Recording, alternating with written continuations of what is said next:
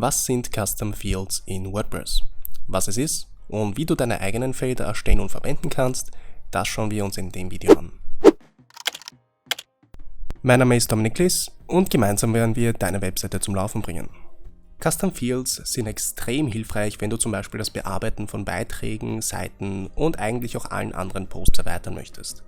Das sind im Grunde genommen Variablen. Und wenn du zum Beispiel einen Beitrag bearbeitest, dann hast du normalerweise nur zwei Felder, Titel und Content. Jetzt willst du aber zum Beispiel auch die Lesezeit des Beitrags in einem eigenen Feld eintragen und das gleichzeitig dann in mehreren Stellen im Frontend anzeigen. Du kannst das auf jeden Fall händisch machen und in jeder Stelle, wo du die Lesezeit darstellen magst, kannst du das händisch eintragen. Aber wenn du das zum Beispiel 5 bis 10 Mal in deinem Blogbeitrag darstellen magst, aus welchem Grund auch immer, dann ist das natürlich ein größerer administrativer Aufwand. Und genau dann kommen diese Custom Fields ins Spiel. Du kannst dir nämlich eigene Felder erstellen im Backend, dort einmal den Wert der Variable definieren und beliebig oft im Frontend verwenden. Das spart dir natürlich sehr viel Arbeit beim Bearbeiten, vor allem wenn du das bei zum Beispiel 100 Beiträgen machen magst.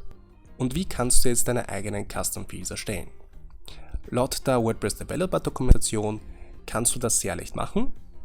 Das ist natürlich sehr hilfreich, wenn du PHP programmieren kannst, aber falls du das noch nicht kannst, beziehungsweise falls du das nicht lernen willst, dann gibt es zwei extrem coole Plugins, die dir dabei helfen, genau das gleiche Resultat zu erreichen. Das ist einerseits ACF, Advanced Custom Fields, und andererseits Elementor, und genauer gesagt die Elementor Pro Version.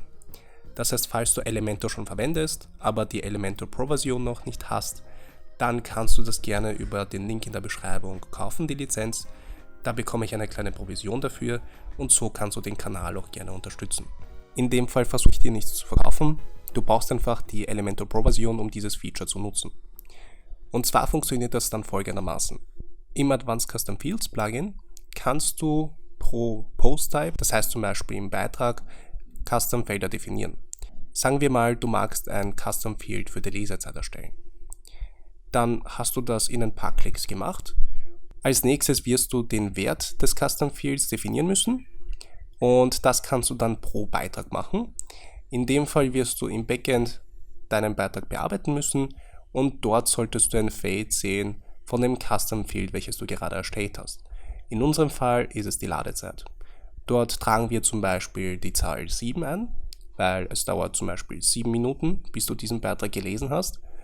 Und als nächstes können wir diesen Wert in Elementor verwenden. Das heißt, wenn du in den Elementor Page Builder switcht, um die Seite zu bearbeiten, dann hast du bei jedem Eingabefeld rechts in Elementor so ein kleines Icon und das sind diese Dynamic Tags. Dort kannst du die Schnittstelle zur ACF auswählen, wenn du die Pro-Version hast, und im Anschluss kannst du auch den Wert des Custom Fields auswählen. Und das kannst du so oft verwenden, wie du willst.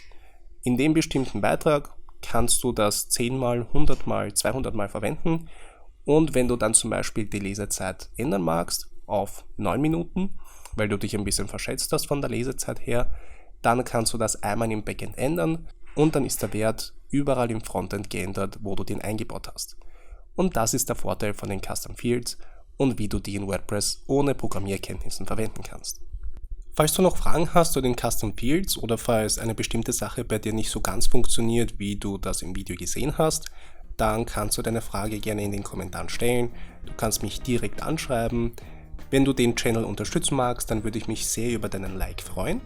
Und falls du noch weitere WordPress-Videos sehen möchtest, dann kannst du den Kanal gerne abonnieren und es werden in nächster Zeit auch einige WordPress-Videos folgen.